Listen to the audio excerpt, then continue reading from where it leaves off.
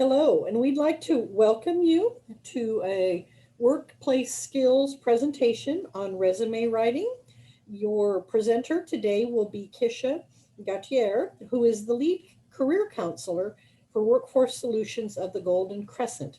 And I know that Ms. Gautier is going to have some great information, tips, and examples for you so you can get that job of your dreams as soon as the employer opens your resume.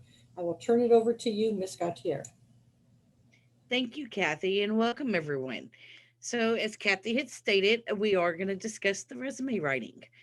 Um, a resume is your personal fact sheet. So, when you think of that, just remember it is all about you, what you have done. You use it when you're looking for a job. Some people also ask it for, like, ask you to present for a volunteer um, opportunity or internships. You want to make sure that it's up to date, you keep it current, and that it is kind of worded around whatever you're seeking. So, say you're seeking volunteership, or say you're searching for a job and the sales field.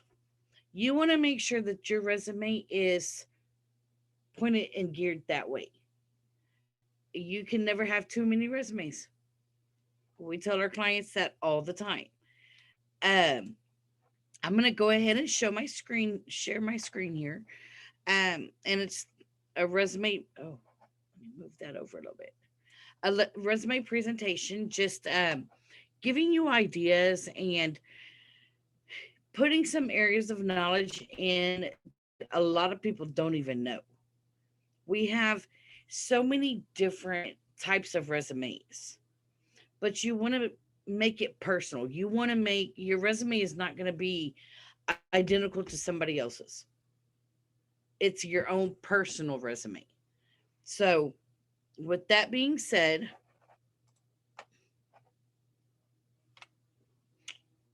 it's an advertisement that helps you sell yourself to employers.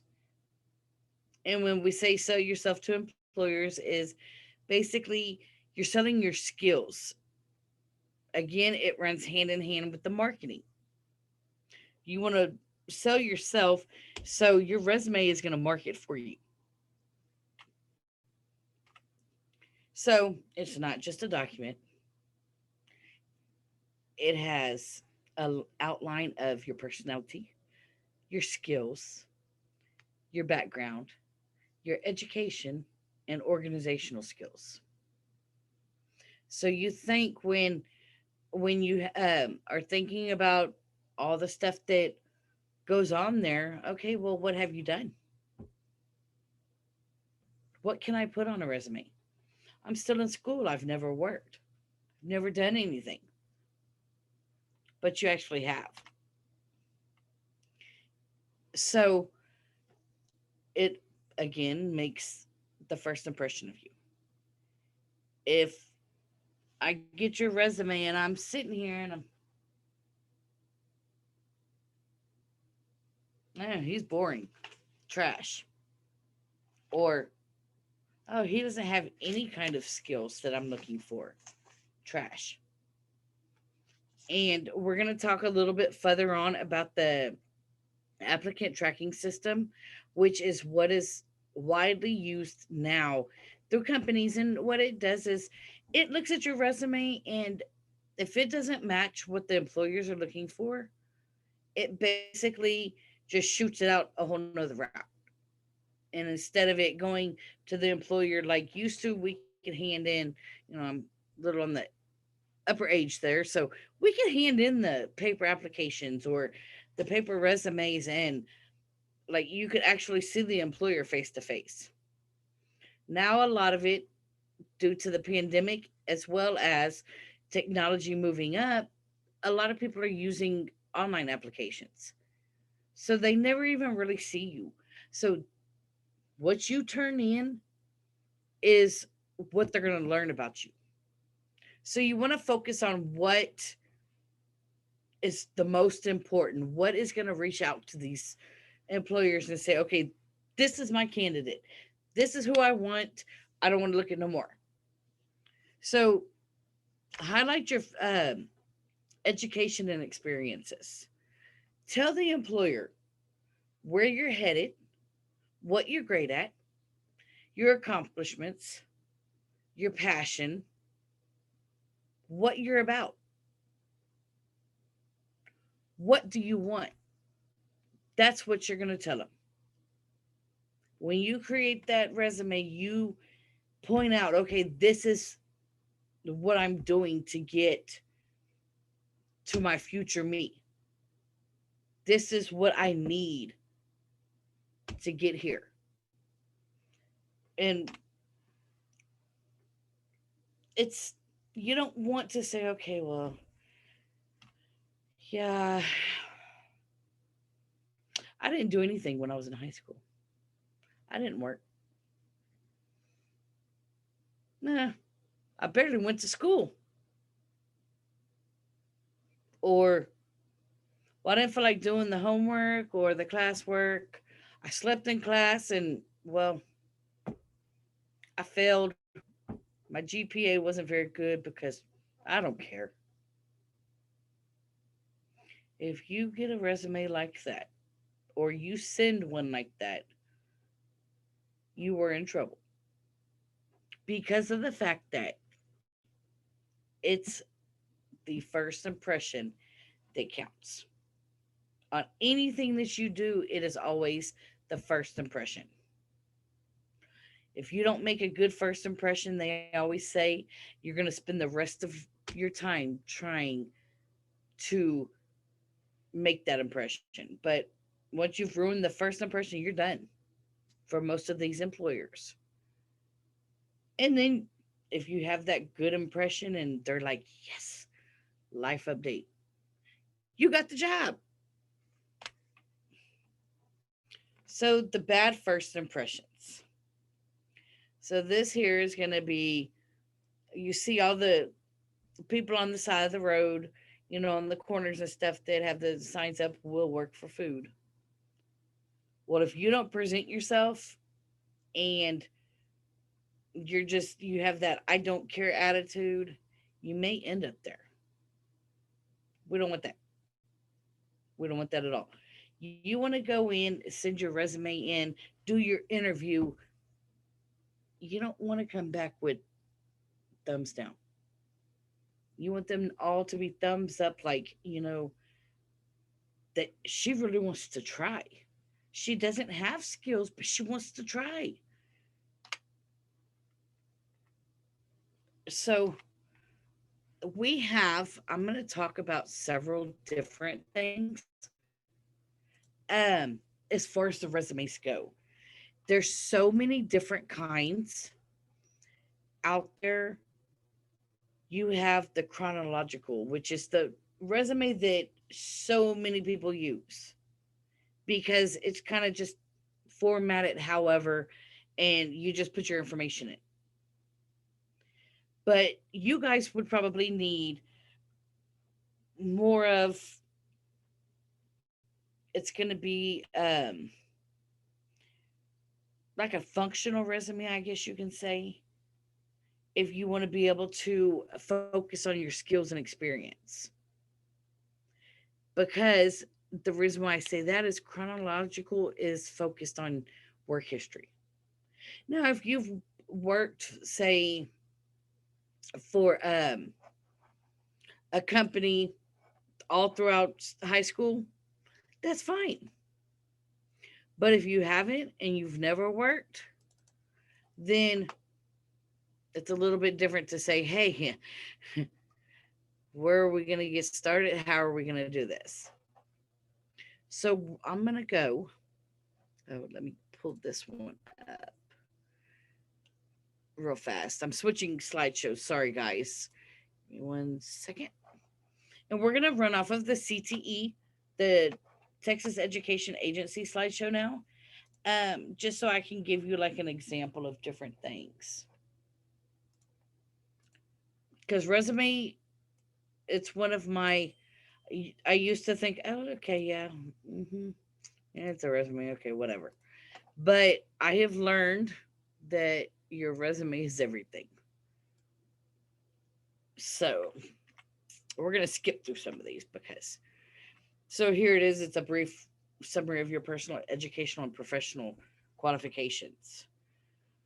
So the ability to do something well, your resume is always going to have a heading on it. It's going to be your first and last name. If you want to put your middle initial, you can. Your home address or mailing address, phone number, and an email. Now, always remember on resumes, you want a professional email. You don't want an email address that says blowjoe69 at yahoo.com or uh fatty whatever it is, phrases, and maybe it may be a nickname for you. Y'all think it's cute, but to an employer it's not cute.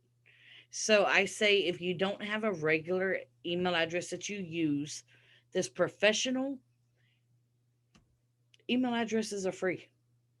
Create one, and I say you can use your first name, last name, and if you want to add number or whatever, if that one's taken, make it professional to where when they look at it, they're not going, who are we emailing? Or with an email like that, no. So that's something that you have to watch, especially when you're going for the interviews and stuff, is the information that you put on your resume. So here's just a brief description of it. It's just the objective is you want to describe the purpose of your resume, seeking a volunteer position or seeking a full-time position, something like that. You tell them what you're looking for, why you're putting the resume in, or seeking an internship. You make it match to the position. You don't want to have a resume that is going to say, okay, well, I'm looking for a clerk position or as a cashier, but yet you're applying for a warehouse loader, or you're applying for a um let's see, I'm trying to think, like as a stock clerk at Walmart, because then they look at the resume and you're like, oh, or you want to put on there, okay, well, seeking clerical position as a welder. Because if you send that in for a welding position and has clerical on there, what are they going to think? So you have to watch. That's why I say you can have several. We have people that have like up to 5, 10 of them because it focuses in different, they have so many skills and so much experience that it focuses in different areas. So if they say, oh, well, I'm going to apply for this job, they don't have to go and hurry up and do this resume. They already have one. Be prepared. So you describe the skills that you can bring to that prospective employer and draw their attention to it. Entice the manager to want to read that resume and not make it look just like everybody else's. Because if it goes with the flow, well, guess where your resume is going? With the flow into the trash can. They want people that are going to stand out. They want people that are expressing themselves and what they can do. What can you do for an employer? So, to obtain employment in the field of, to secure a position where I can utilize my skills. So you could say secure a position, and this is where you would put the company name with Workforce Solutions, where I can utilize my computer skills or my technical skills, something like that. You don't want to say, I want to secure a position at, let's see, what at Walmart where I can use my computer skills. You do something like that, and they're going to be like, okay, well, we don't use computers and you won't be on one. So that application is done. You have knowledge in. And I like this one where it says, to obtain a position that will enable me to enhance my skills and knowledge in whatever the position is. The companies always want to know that you want to grow with them. Like, you want to enter 90% of the time, you're not going to be hired in a supervisor position when you're just starting out working. So you come in at entry level, and if you say Walmart is your dream job, that is fine. But you have a step ladder that you can crawl up. So you can go from being a sales associate on the floor, you can do cashiering, you can move up to like the department managers, up to like the office positions. There's several ways to move up. Starting out, you can get a small job, you know, to where you can build skills. That way you can work towards a job that you can make a career out of. Um, if you're doing internships, if you say you graduate and you're going to college, well, okay, after so many hours, you're going to have to find an internship. Start building your resume. Start thinking on that. Don't wait to the last minute, because make it professional, make it catchy to where they grab it and they run with it. You do your education. I don't advise where you have to put everything.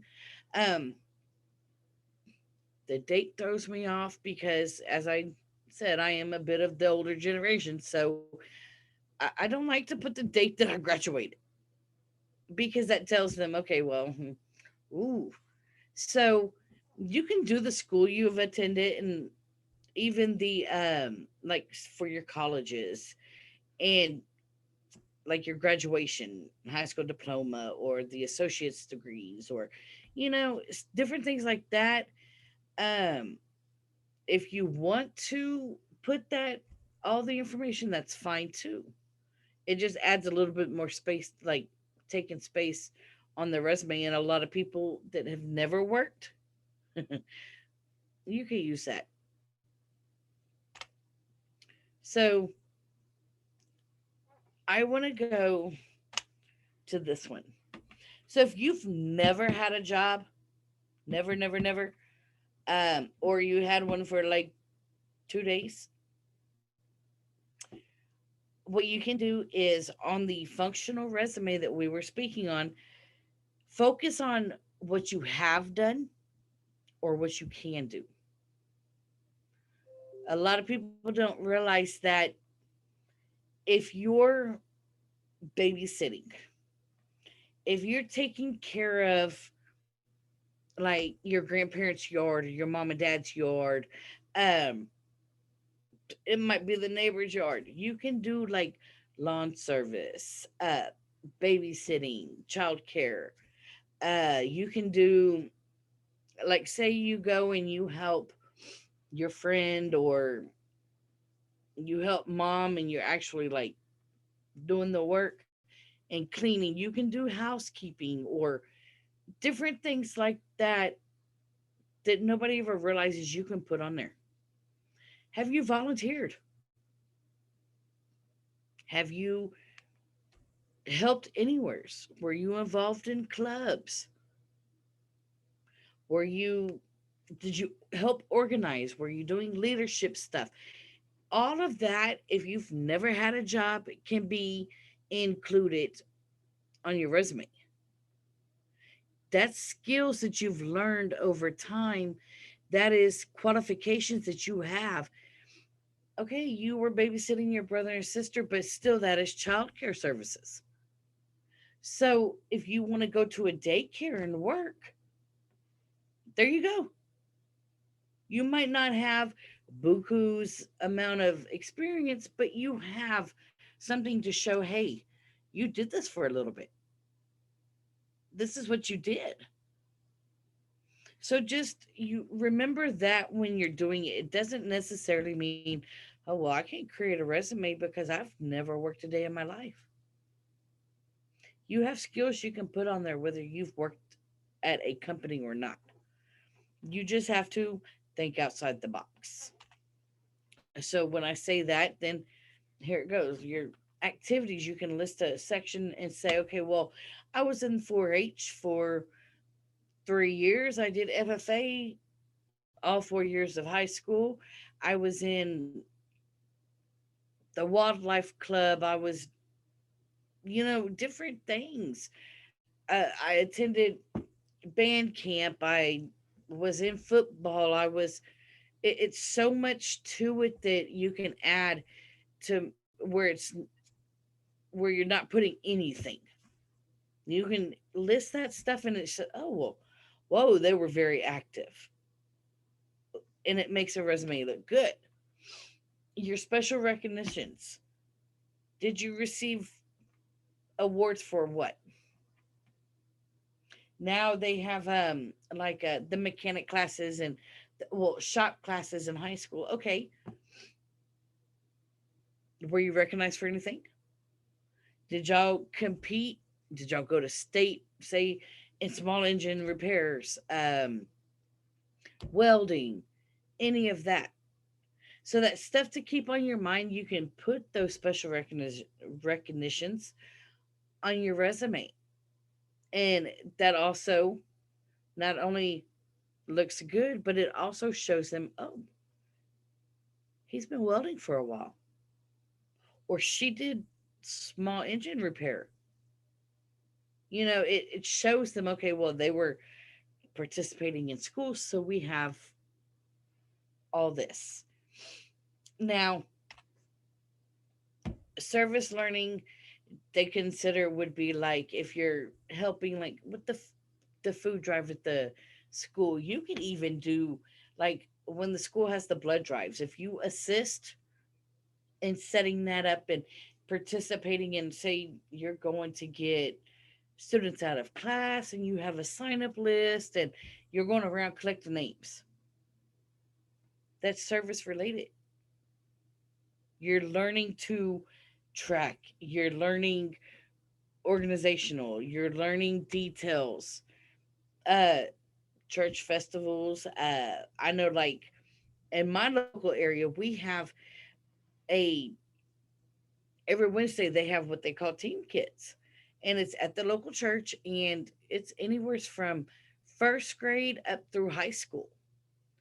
So you help teach one of those classes, you're like an aide in one of the classes, you can put that stuff there. It's almost like a teacher's aide without the teaching part. You can say classroom aide or whatever it's called. Again, think outside the box, make it look good. Then you have um, the inventory list. This is where it gets fun because you want to, on your inventory list, you want to make sure that you place skills that you have. Uh, it could be soft skills, it could be hard skills, and the hard skills are related to specific technical knowledge and training, while soft skills is mostly based on your personality traits. Um, so the soft skills would actually relate to the leadership and communication, time management. So you can put on there, oh, interpersonal skills, communication, active communication, collaboration,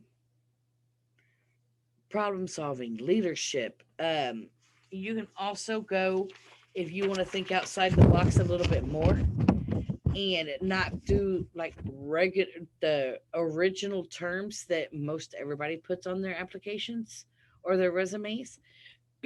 Instead of effective listening, do active communication, active listener, quick learner. Everybody says they're a quick learner. Try able to master new skills quickly. And you see how it is? It's just taking the same phrase and adjusting the wording a little bit.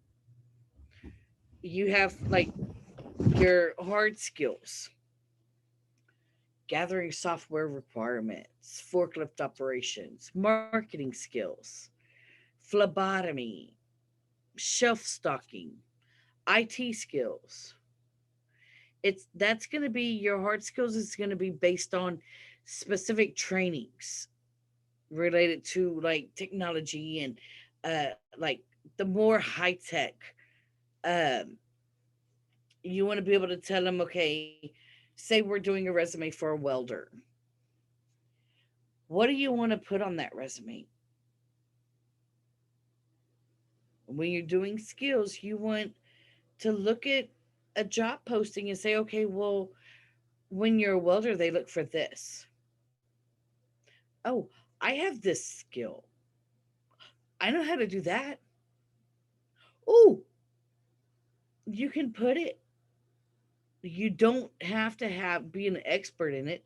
So like based on the assessment mastering the skills, you list them on your resume. You want to make sure that you don't go on and you're talking about okay, well I can work on computers. I'm good at listening. I'm good at uh, filing papers. I'm good at, but yet you're applying for a welding position. So you want them to know, hey, I can read blueprint reading, MIG welding, fabricating, steel manufacturing, grinding. Use their terms. Some of it may all relate back down to simple terms, but if you use theirs, then they're like, oh, well, they have this skill. He has that skill. Maybe nobody else listed it.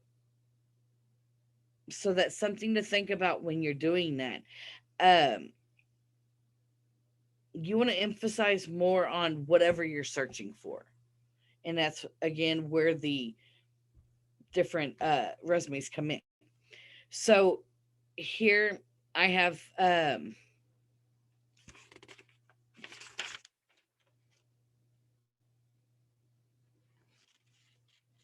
so what does everybody well every employer look for when it comes to a resume for the perfect person they want to hire? They want to know that you're passionate about what you're applying for. You're accountable. They want to know your team mentality and your problem solving skills. So your team mentality is okay. Well, you were a you were on the tennis team or you were on the golf team. You were able to relate, communicate, listen, play with this one team. So think about it like that. Okay, so there, teamwork, team builder. Did you help put a team together?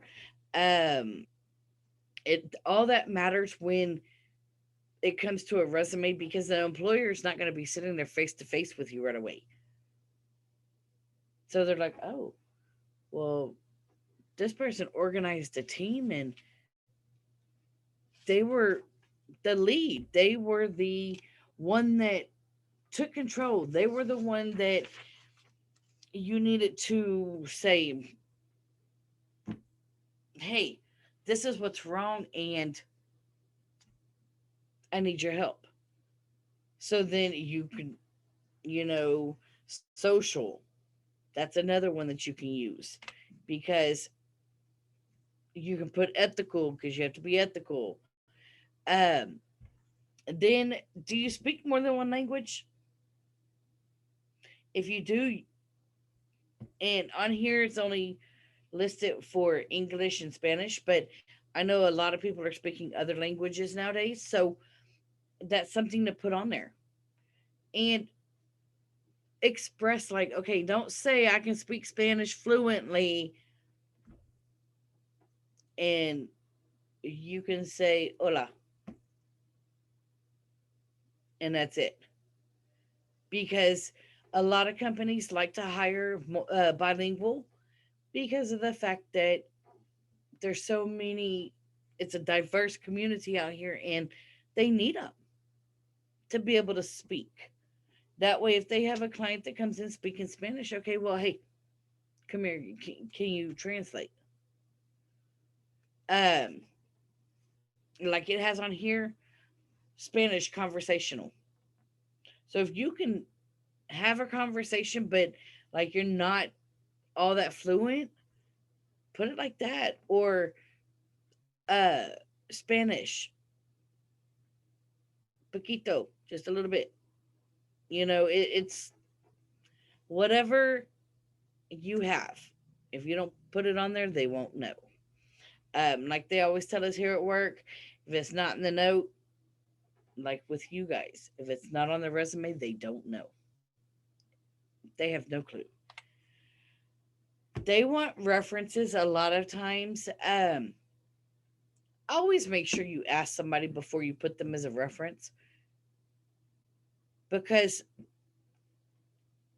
if I get this resume and you put your cousin's brother's sister's girlfriend, well, now they're not together, and I call this person and I ask them, hey, what do you know about Tommy? My name is Kisha, and he's applied at the workforce, and he would left you as a reference.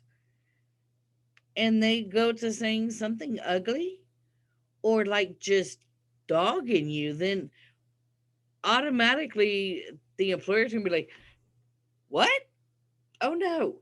So make sure when you do references, pick, like, you can do personal references. I'd advise to do the references, like, say, maybe a member of your church that saw you doing all this stuff with the church, or your teachers, or if you do have an employer, your ex-employer, or somebody that's going to give you a good professional reference. Not that, oh yeah, he's lazy and sits on the couch all day, and well, I don't know what he's going to do for y'all. Or she doesn't do anything. I wouldn't hire her, because that there will definitely make you lose your chances at getting a job. We have workintexas.com through the workforce, which is an amazing website, and it helps build a resume. Like you can go in and choose your templates, and it kind of helps you with the information that needs to be in there. Um, if you have questions, like as far as resumes and getting one built for yourself, even if you've never worked, have you gone to trainings? Have you, you know, it could be anything. You could say, okay, well, I volunteered in a city park for trash pickup. What? Volunteered? Okay. So it shows that initiative that you're getting out there. Um, there's so many things, if you don't think outside the box, to put on this resume, that you're going to miss. We do workshops for soft skills, hard skills, just discussing and helping work towards whatever skills you're lacking. You don't ever want to put on there that you're not very good at, you're not able to do this, or you don't know how to do this. Rather than putting that on there, leave it off, because it's going to make you look worse if you add that to that. Now, you can say, I have limited skills in, say, stocking shelves, limited skills in shelf stocking, but willingness to learn. That's one thing. Always let them know that you are willing to learn. If you don't remember when activities take place, then you can say May of 2012. You can say, if you know the exact date, that's fine. But if not, I wouldn't put it, because, like, a lot of our people, clients now and work in Texas, if they don't remember when they were hired, they go back, like, say if you were hired sometime in September, but you weren't sure when, what they do is they go 9 and then they put the first and then the year. And then we hope that they get the year right. So we do have pocket resumes. You can print it offline as well to keep with you. That way, the skills that you put on a resume or whatever, if you go in person and fill out an application, you can put those same skills that's on your resume, because you have a copy that you carry with you in a wallet, and you can put them on that application, and then they're like, oh, so they're not just putting anything down. They have these skills. So, like I said, I mean, work in Texas is a great system to utilize for the resumes. We do have a couple other things. We have a program, and it's available on the internet. It's jobscan.co that that I've used. You sign up for free. You have to create an account, and on that, what it does is, once you create your resume and you're looking at a job, you can take your resume and upload it to that site, and then take that job description, put it in there, and it tells you where you need work, how you don't match, and what you can do to change, because some of it might be the wording. It may want you to use a specific word, but you use something else that means the same thing.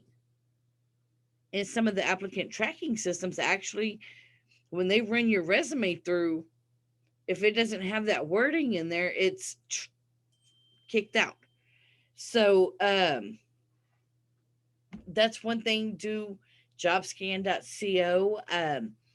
There's keyword websites where you can take a job description and pull out the keywords, or it'll give you these big, huge words. And what they are is, that's the main key, excuse me, the main keywords that you would use in your resume. You may not have work experience, but they're keywords that can be used. So that's another thing to keep in mind, because you want to pop out. You want them to say, oh, that was a really good resume. But if you don't do your research and you don't care what you put on that resume, just remember, you only get one chance. You can reapply all you want, but and hope that they don't never remember the name on top, because you only get one chance to make that good first impression. And we can help. You can contact anybody. I mean, there's so many different apps online. You can Google anything like that. We do resume writing classes 2 times a month at the workforce. Right now, they because of the pandemic, they are virtual. Um, you can meet with us and we can help one on one. So that's something to keep in mind. That way, you don't have to stress out on it. Just let it be known, hey, I need help with this. Hey, I've never worked. Or I had one guy come in one time and I was like, how many jobs have you had in the last 3 years? Because he came in with pages and pages, and I'm like, and what it was he was working with contracting companies. So once that contract was up, he remained with the same company, but went to a different location. So he was listing them all. When you do something like that on a resume, the employer is going to look at it and say, like, how many jobs? Like, ooh, 2 months here. Oh, 3 months there. Oh, only 2 weeks here. So you have to pay attention when you're doing it, because that putting it like that looks horrible. Now, if you put the contract company's name and then you list, okay, I've been there for the last 12 years without listing every location, that's different. It's just the knowledge of knowing what to put and how to put it. So if y'all have any questions, let us know. I will put my information in the chat box. That way you can contact us um, if you ever need assistance, as well as Miss Kathy. Well, thank you so much again, Miss Kisha. That was just outstanding information, some good examples on what to do, what not to do, and great insider tips as well. We also appreciate the fact that the Workforce Solutions in the various offices throughout our Golden Crescent area are available to help folks, again, through workshops or different resources that they can provide. So that ongoing service is also much appreciated. I also would like to mention that if folks would like to contact us, we have some uh, human resource managers with various businesses that are also willing to review resumes for people and maybe even take it to the step of a mock interview as well. And I know that interviewing tips is also something that Ms. Kisha and her associates can help you with. So if we can help in any way over here at Crossroads Business and Education Connection, our number's 361-572-8232. I should use technology and put all of that in the chat as well. So again, we just hope that this information will be helpful to one and all. And thank you all for tuning in. And thanks again, Ms. Gauthier. Thank you, Kathy.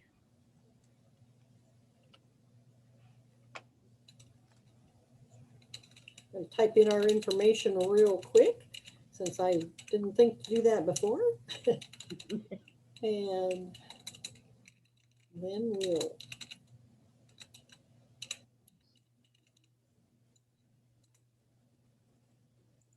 All right, very good. Thank you again.